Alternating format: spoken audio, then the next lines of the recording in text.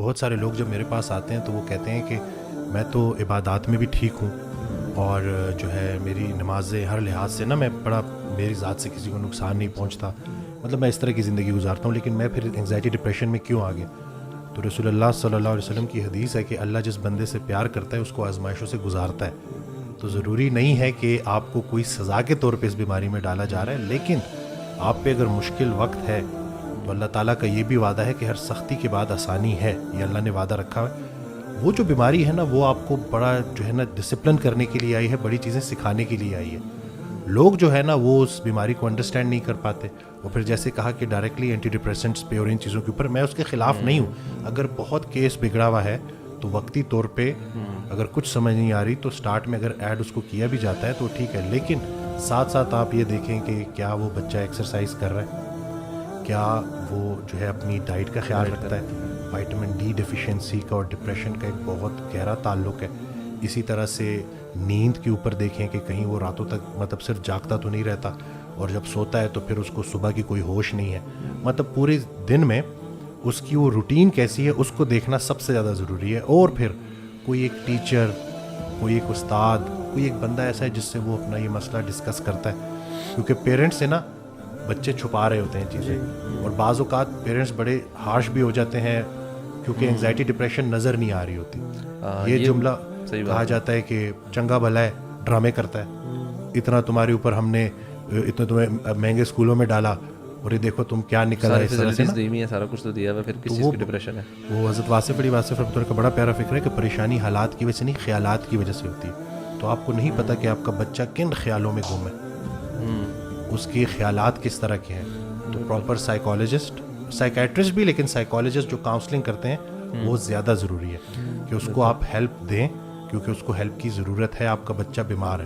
میں تو بلکہ ایک ڈاکومنٹری دیکھ رہا تھا, اس میں ایک میڈیکل ڈاکٹر تھے, کہتے ہیں میرے آئی بین پریکٹسنگ فار 35 ایئرس, اور میں بڑے یقین سے بات کر سکتا ہوں کہ 90% پلس جو جتنی بھی بیماری ہیں, مطلب اس کا ہر قسم کی بیماری ہے, اٹ اسٹیمز فرام اسٹریس. کہتے ہیں some sort of stress, emotional stress, یا کوئی اس طرح کے کوئی اسٹریسز ہوتے ہیں جو ہماری ایونچولی تھاٹ سے لنکڈ ہوتے ہیں, ان کا گہرا تعلق ڈیفینیٹلی ہماری تھاٹ سے. کہتے ہیں it's all stems from there and it leads to, کہتے ہیں ایون میجر بیماریاں, کینسر بھی اگر آپ جائیں گے نا تو کہیں نہ کہیں تھاٹ. کہتے ہیں ان کا علاج اب اس پہ ایک بڑی ریسرچ آ رہی ہے اباؤٹ ہیلنگ اور how thoughts can actually develop the process of healing, start the process at least. Medication اپنی جگہ ہے, وہ اس کو کوئی ڈینائی نہیں کرتا. انفیکٹ زیادہ تر جو ٹراما ہوتا ہے, کوئی چوٹ لگ جانا, کٹ لگ جانا, اس کے اوپر تو ہمیں سمجھ لگتی ہے, بٹ جو کرونک جتنی بھی ہے نا ڈیزیزز ہو گئی, جس میں اسٹریس ہو گیا, انگزائٹی ہوگی, جو چلتی آ رہی ہیں, ایون فزیکل بھی کچھ, اس کا ہمارے ذہن سے بہت گہرا تعلق ہے. ایون اسامہ سنک بھی کہہ رہا تھا نا, کہتا ہے کہ ہمارا جو برین ہے نا یہ نیگیٹو کمانڈز پروسیس نہیں کر سکتا. یعنی آپ کہیں گے نا کہ don't be stress, don't take stress, don't take tension, تو وہ ڈونٹ کے ورڈ کو فیدم نہیں کر سکتا, وہ اسٹریس یا ٹینشن کے ورڈ کو فیدم کر رہا ہے. For example if I tell you guys جو بھی سن رہے ہیں, don't think of an elephant, do we all think of an elephant, ٹھیک ہے. ایون جو اسکیئرز ہوتے ہیں وہ جب ان کو کمانڈ یہ نہیں دی جاتی watch out the tree, watch out the tree, وہ درخت کو دیکھیں گے اور جس چیز کو انسان دیکھ رہا ہوتا ہے نا اس میں جا کے انسان فوکس کرتا ہے, اس میں لگتا ہے. سو وہ کہتے ہیں کہ watch the path, watch the path. تو اس لیے یہ جو ہمارا it's all over the perspective, when you look at the obstacles in your life, when you watch the trees and the stones in your life, all what you will do is go and hit them اور آپ گر جائیں گے. But when you will watch the path کہ راستہ کہاں سے نکل رہا ہے, تو اللہ تعالیٰ آپ کو اس سے ڈیفینیٹلی نکالنا شروع کر دیں گے. ایون بائکنگ کی فیلڈ میں بھی نا یہ ہمارا بڑا کامن رول ہے.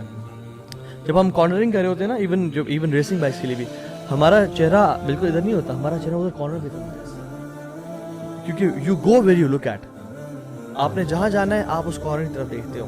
یہ ایک بائکنگ میں یونیورسل رول ہے. So again you go where you look at. اگر آپ آبسٹیکلس, پریشانیوں کو ذہن میں دیکھ لیں کہ یار میرے کیا بنے گا, پتہ نہیں میں کر پاؤں گا نہیں کر پاؤں گا, پتہ نہیں اللہ تعالیٰ میرے معاملہ کیا کرے گا فائنینشلی, تو پھر ہو سکتا ہے وہی ہو. اور حدیث میں آتا ہے عند ظن عبدی بھی, میں اپنے بندے گمان کے جو گمان رکھ رہے ہو وہ ویسے ہی ہے.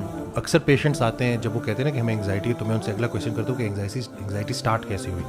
تو وہ بات کرتے ہیں کہ محلے میں کسی کی سڈن ڈیتھ ہو گئی, تو پھر میں ان کو یہ کہتا ہوں کہ دنیا دار اچانک مرتا ہے, دیندار کی موت پوری پلاننگ سے ہوتی ہے, اس کو اللہ